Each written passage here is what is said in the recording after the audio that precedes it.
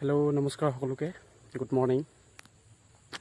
মই আছোঁ এতিয়া ফিল্ডত 5 কিলোমিটাৰ ৰানিং কমপ্লিট কৰিলোঁ। বৰ্তমান আপোনালোকে গমেই পাইছে চাগে SSC GDৰ যিটো ফিজিকেল এক্সাম সেইটো অহা 20 আগষ্টৰ পৰা অনুষ্ঠিত হ'বলৈ গৈ আছে।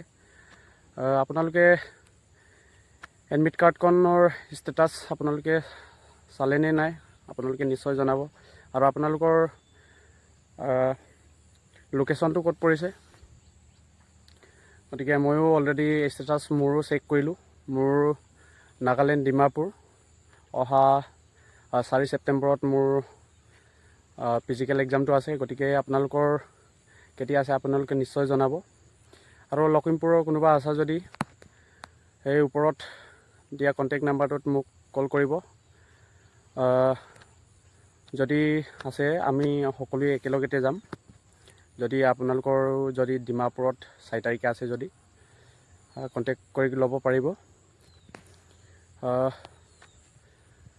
ঠিক আছে, আজিলৈ ইমানেই।